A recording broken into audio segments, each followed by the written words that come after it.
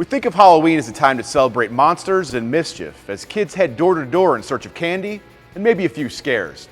But the scariest part for parents of trick-or-treaters isn't Dracula the Wolfman or Frankenstein, it's cars in the street.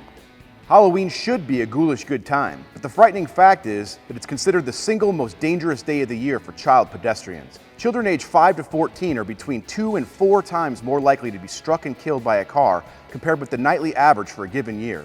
Unsurprisingly, the deadliest hours are from 4 to 10 p.m. when trick-or-treaters are out in full force. Here are some things you can do to ensure this Halloween is a treat, not a tragedy.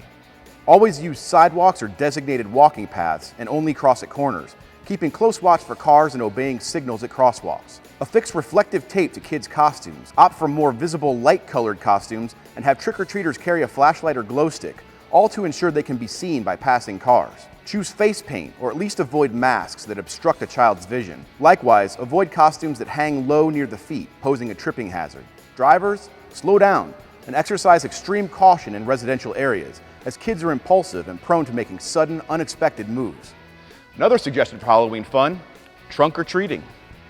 Join with friends, neighbors, and fellow parents of school children to organize an event in a field, parking lot, or other open space in which you dress up your parked vehicles in do-it-yourself Halloween carstoons and have the kids go from car to car collecting candy in a safe, controlled environment that's fun for everyone. This year, Cars.com dressed up our Best of 2018 award-winning Volkswagen Atlas SUV as Frankenstein's monster.